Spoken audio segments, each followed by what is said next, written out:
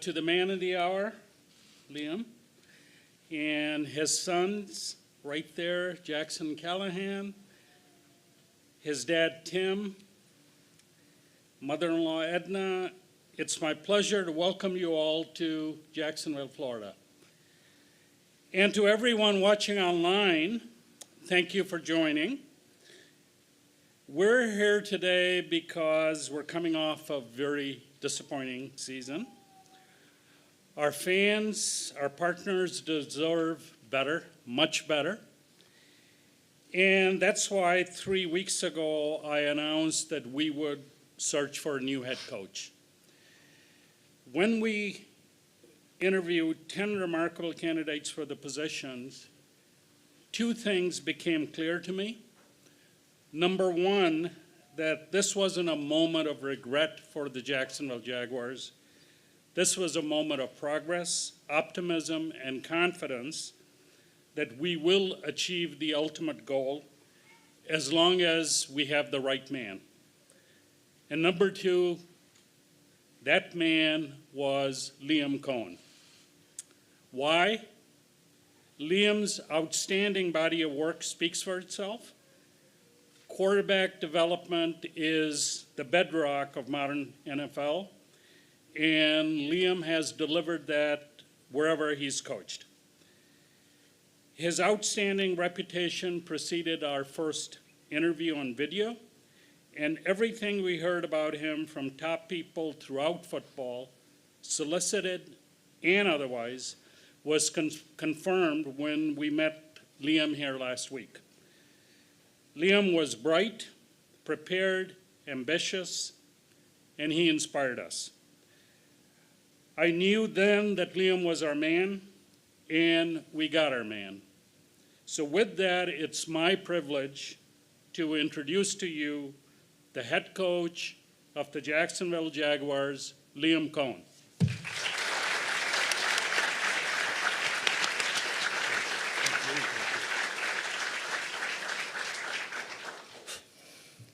Thank you, Shad. As I said last week, this is a moment of a lifetime. I'm grateful for your confidence in me. I also appreciate that you saying that I inspire you, because you do the same to me. It's amazing to hear. Want to thank people along this way in terms of the process to get here. Tony Khan, Tony Baselli, Mark Lamping, and Ethan Waugh. I genuinely thank you for your honesty and trust throughout this process. I owe a great debt of thanks to a lot of the coaches that I've gone through the process with and given me opportunities to coach, because that's what I love to do. Todd Bowles in the Tampa organization, Sean McVay in the Rams, Mark Stoops at Kentucky, Mark Whipple at UMass, my alma mater, Phil Estes at Brown, and Don Brown, who was my coach as a player and a mentor to me in this profession. They were all great football minds, but one thing they had in common was leadership. And that's what this is all about. It takes complementary football at all three phases to be great. Offense, defense, and special teams. How do we want to play the game? And that's fast. Fundamentally sound, attacking, situational masters, and tough, both mentally and physically. You see players in the room right here, guys that I've had conversations with already. It will always be about you. Always. It is players over plays. How do we make this as much about the players and making this about bringing out the best in you? That's what this is about. Jacksonville, the community, Duval. How do we do this together? This has to be collaborative. I want it to be as collaborative as possible for us to go to the next level, take the next step, and for us to have found a home for the first time in a long time that we can maybe plant some roots and truly be in a community and a family that we love and trust. On to the theme of family. You're told at a young age when you meet the one and what that does for your life. And I met my one 5 years ago. Ashley, you have made me a better person every single day. And I would not be here without you. You make me better. You make us better. You will make Jacksonville better. I love you.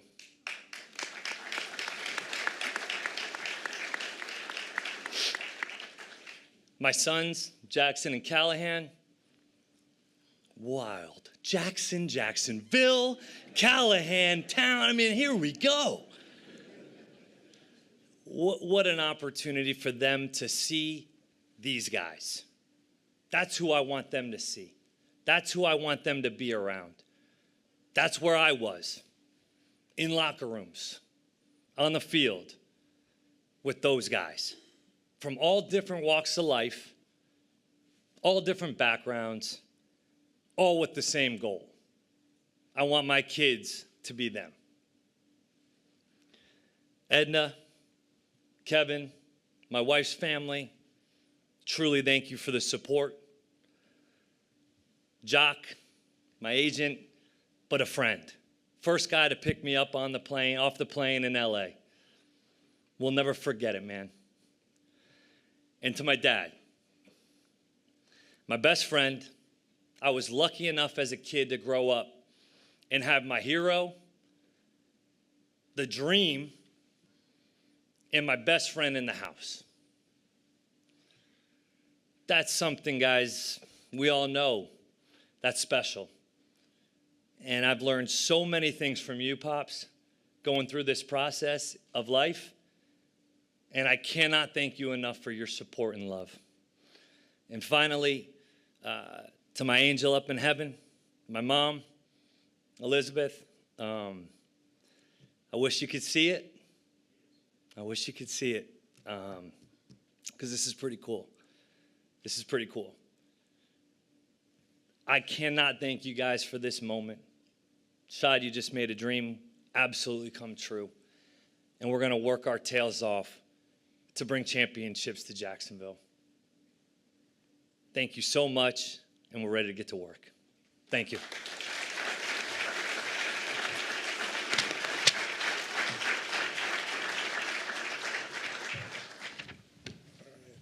Thank you, gentlemen. Now we're going to open up the floor to questions from the media. We have microphones flanking both sides of the room, and we just ask that you identify yourselves and your media outlet before asking the question. And if you could be direct, clear who you're directing the question to, that would be helpful too. So why don't we begin? Who's got the first question today? Gene? This is for Liam. Congratulations, welcome to Jacksonville.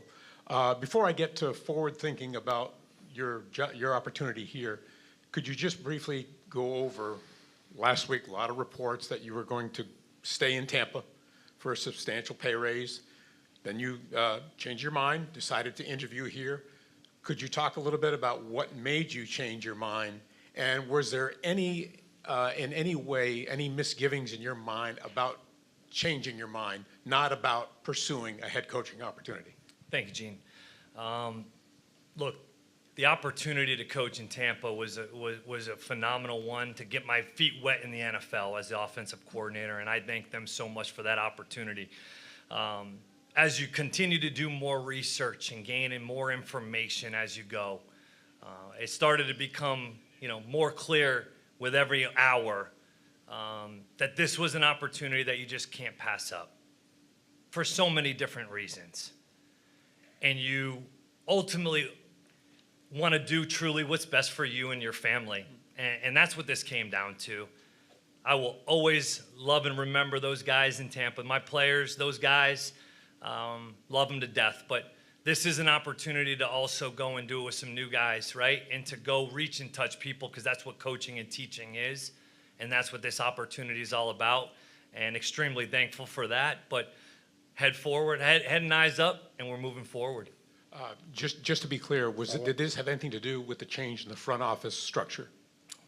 This was completely about an opportunity to work for an owner and a group of people with a group of players that needed some help.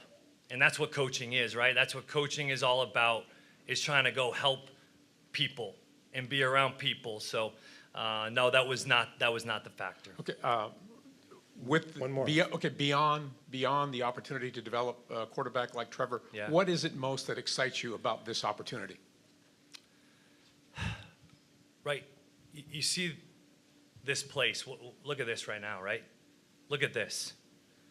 The community, what we're doing in the future, the opportunity to be a part of something different, right? Let's be honest, this is different.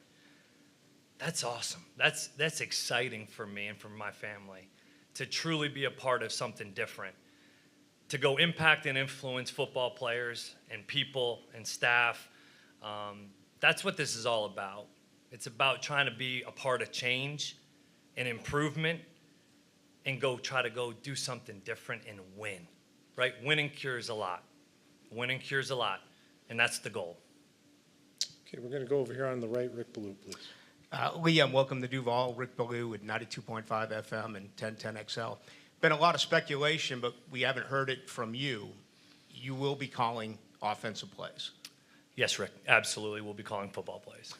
How important is it for stability now with Trevor? This will be the fourth different play caller as he gets ready for his fifth year. With just a perfect scenario for you as far as what you've seen so far in his 4 years and where you believe you can take him. I was telling Trevor this the other day that I've watched him play, live as a freshman in high school. It was Buford High School against Cartersville, excuse me. Sorry, I was in I was in Georgia, man. That's all I knew. And I was seeing this freshman in high school play the position at a high level, standing tall, making throws, delivering. And I walked out of there like, man, this is different. I had no idea who he was. And then you fast forward to now, right? How do we make Trevor Lawrence and this offense as dynamic and explosive as we can be, right? We've got to build it around him as well, right? We've got to make every part of this about improvement, and he will be a part of that process. He's earned that right. I cannot respect his toughness and mentality and work ethic more than I do already from afar, and this will all be about Trevor right now. Jamal St. Cyr, News for Jax. Mr. Khan, this is for you. What was this search process like, and what was it about Liam that convinced you that he was the right person for this job? Well, I think we, interviewed 10 potential candidates. And I think with the lack of success we've had here, certainly over the last year and a half, it's a chance for reflection from me. I think what was the fundamental thing that we need to address? And the number one thing, obviously, is the quarterback position. And our commitment to Trevor, I think it's well known. And we believe in him, so it started with that. And that was the fundamental question, really, to all the candidates. How would they do it? And after we got done with that, it was very evident to me that Liam was the guy. And, I'd never met Liam till the process started, but I'd heard about him quite a bit over the last year from really, as I said, solicited and unsolicited. NFL has several events, and, I've been to them. The topic comes up, and his name was prominently mentioned. So I really wanted to make sure that he was part of the 10, and as we went through the process, it was, absolutely compelling. He's the right guy for us. And can you take us through how everything kind of came together last week? Because it seems like it may have been a bit of a whirlwind of a couple of days. Well, it's very quick. He's our guy, and, we got him. Simple as that. Okay, let's go to Demetrius, if we could get him the mic. Demetrius Harvey with the Florida Times-Union. Liam, just you were able to be here in Jacksonville during training camp, during joint practices. I'm curious what you were able to learn about maybe the team a little bit, and then obviously the facility and all that. Yeah, great question, Demetrius. That was a huge opportunity for me to see this. I walked through these halls, and I'm like, oh my, this place is awesome. And you start to see it, and then during the course of practice, those few days, you're obviously competing against the defense on one side of the field, and I kept hearing oohs and ahs on the other side. And you go back and watch the tape, and you see them throwing the football, and BTJ going down the field, and these guys making plays, and that was cool to see. I got an opportunity to talk to Josh Hines Allen that day. I got an opportunity to talk to Luke Fortner that day, guys that I had a relationship with, if you will.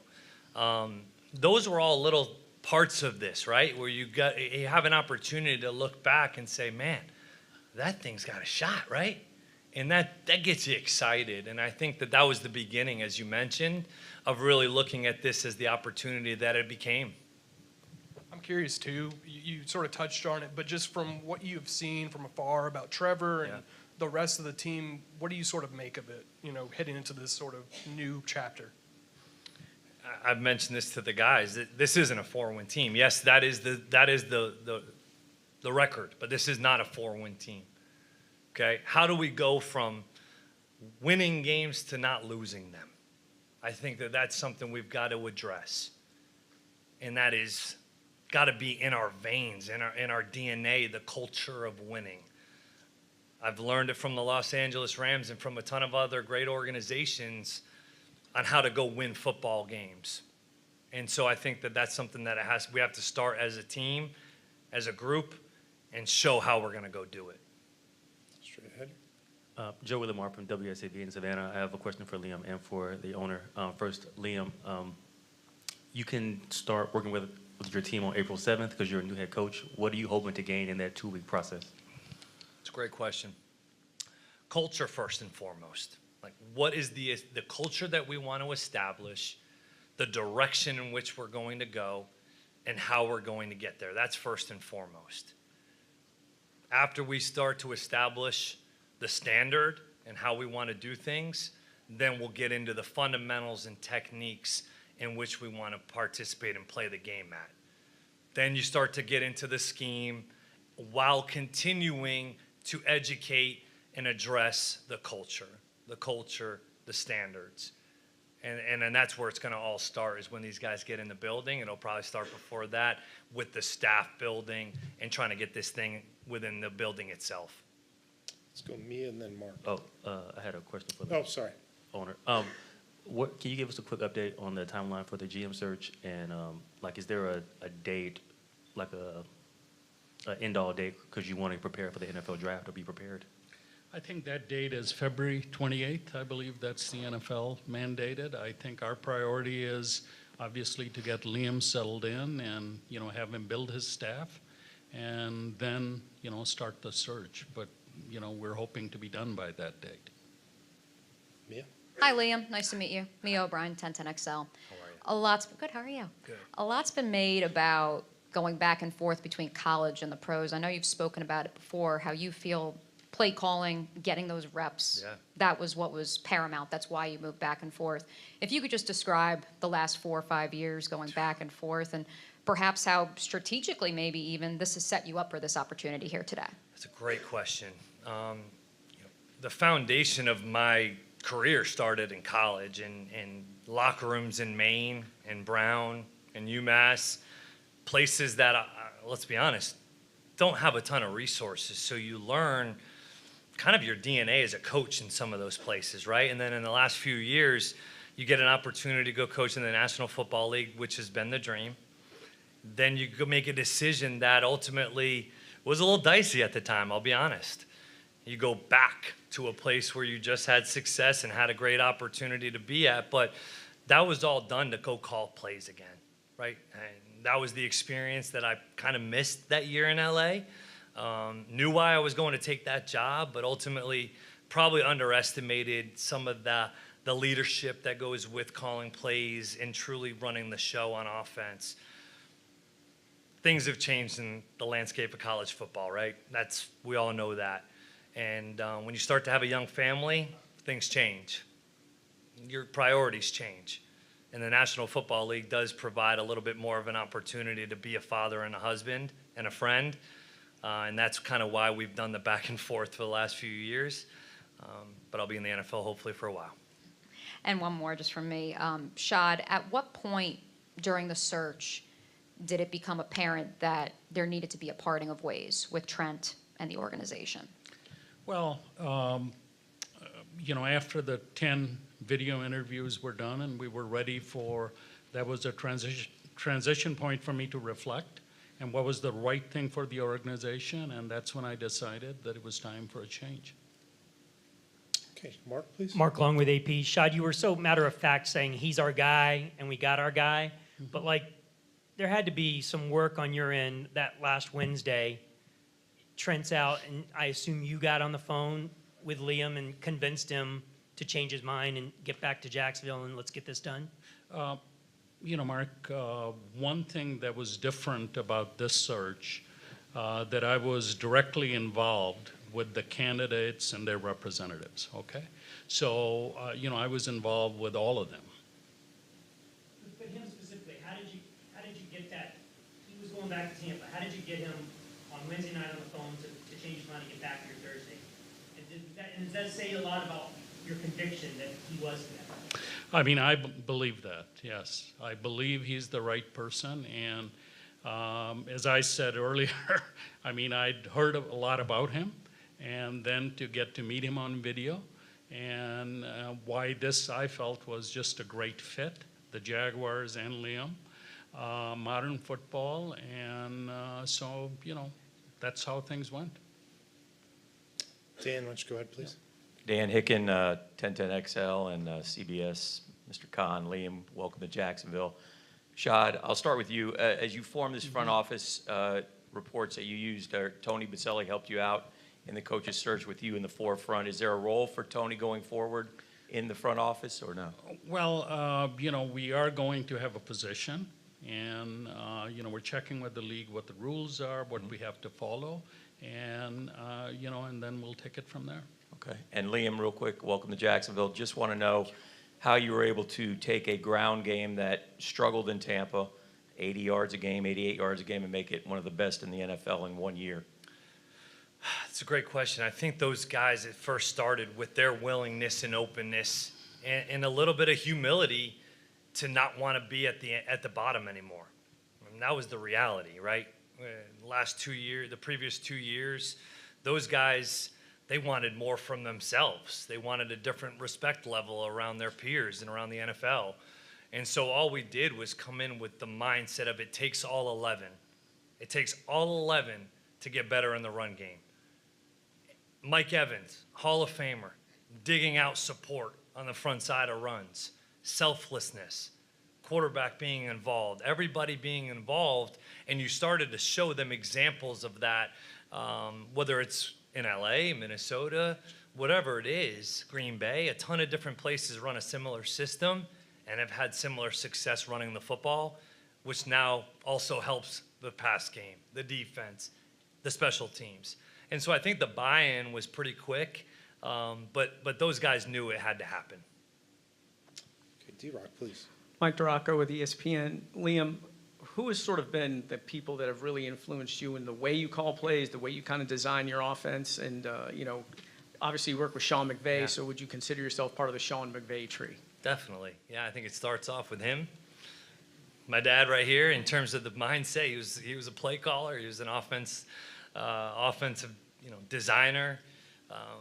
And he always instilled the players over plays mentality. And then you go to Brown with Phil Estes, to UMass with Mark Whipple, and then continue to go. And then, I think getting to the Rams and with Sean, that was where I learned truly the game, I think, in a lot of ways, right? Got my, if you will, PhD in coaching and learned at a different level. To be around him, the Kevin O'Connells, the Zach Taylors, those guys, the Matt LaFleurs, to be around them, to see how they operated, this is the way I would like to do things. You're always going to have your own twist on it. But I'm proud to say I'm in the Sean McVay tree. Thanks for your patience, Brent. Brent Martineau from CBS 47, Fox 30, Action Sports Shack. Shad, just begin with you. Do you regret 3 weeks ago not hitting the reset button with front office and coach? And over these last 3 weeks, have you learned something different in this process maybe than previous processes? You know, my goal is to do the right thing for the team. And, you know, I believe I'm doing that. Have you learned anything in this process? Every day versus- is learning, okay? If you're not learning, you're dying. So life for me is about continuous improvement and continuous learning, okay? I've learned a lot today, okay? Me too. Okay, Liam, good. welcome. Oh, good. So it's please throw some easy questions like that, okay? Liam, welcome to Jacksonville. How much does what is ahead factor into how you viewed this? Because obviously you have this year, but it's a limited capacity inside the stadium in 26, no home games in 27, new stadium in 28. Was that a part of the equation for you when you're looking at this job? I've actually looked at that as an exciting part of this, honestly. You know, my wife, been in the military, born in the Philippines, moved all over her childhood. I've moved around a lot throughout this process and throughout my career here. So we're kind of used to that, honestly. We embrace that. And to try to bring home wins to Jacksonville, that is important, to protect our home turf. It's going to be a little bit different. It's going to be a little complicated over the next few years. But if we don't embrace that, then we have no shot, right? If we can go start to build something that people are really proud of over these next 2 years, in year 3, wherever we're playing, we want people to come. And then to go into this next one that we're coming into, I mean, sky's the limit. So that's something that we're excited about. Is that a mentality, by the way, to embrace even the London games? And how much do you embrace the idea where this team has played and at times played well over there? My wife's favorite city. You know, it's a great place. It's something cool, unique, different that ultimately, like I mentioned before, that you want to be a part of. You want to be a part of change. You want to be a part of something unique. And that's what this opportunity does present. It isn't the norm. Nothing about this has been the norm. But that's really cool. That's really cool to be a part of that, and we're excited about it. I'm going to go front row, straight ahead, Alessandra, please. Liam, Alessandra Pompeia, News for Jax. What about this team excites you the most? I think the leadership, first and foremost. I believe that you look at Josh Hines Allen, the person, right? Trevor Lawrence, the person. I mean, these guys have done unbelievable things throughout this community already, right? So we know, and I know, that I'm going to be going to work with unbelievable people first and foremost, right? Then you look at 20 draft picks over the next 2 years, right? You look at some of the players already currently on the roster that did some great things this year. Well, everybody needs a coach. Everybody needs a player. We need each other. And I am so looking forward to doing this collaboratively with them, with this staff. There's so many good pieces. You got a rookie wide receiver that you can do a ton with. You got 2 running backs that you can do so many good things with. And a defense that, man, they can go. We just got to put them in some of the better positions to be successful, and I think we can do that.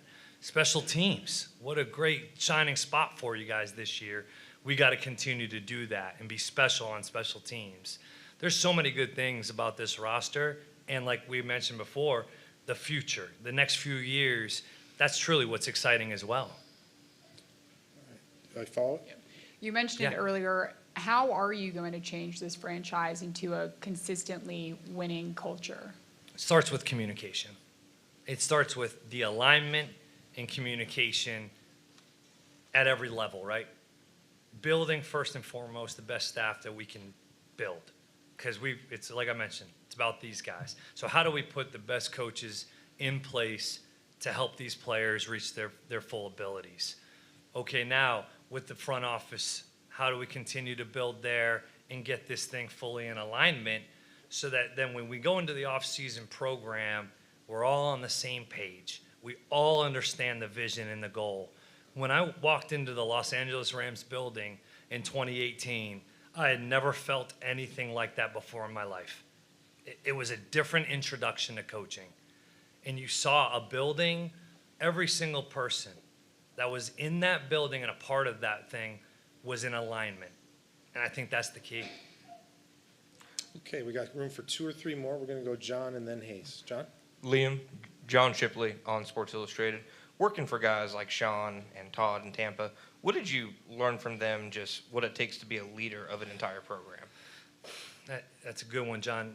I think the vulnerability to be honest with yourself when you do make mistakes, being able to own up to them, to be able to move on. If we can all be honest with each other in this building, we'll be able to grow. I think that's the first thing, the ownership.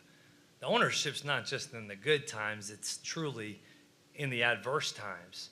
And how do we handle success while also being able to handle adversity? Those were things that I learned from Sean. We had to learn we had a difficult season in 2022. That formed us, that changed us. We've talked about that year and how difficult that was, but we're better from it. And so those experiences, that ultimately helps mold who you are, what you're made of. And I hope to be able to bring that here as well. Hayes, please.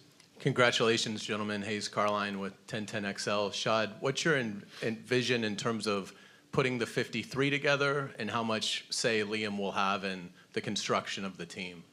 I think, obviously head coach, he's the head coach. And, we've never had a player come in here that the coaches didn't want, So I think it's imperative that, he's involved and every player coming in is someone he wants. And then Liam, once again, congratulations. How do you assess the lines of scrimmage here and where do you guys need to get better?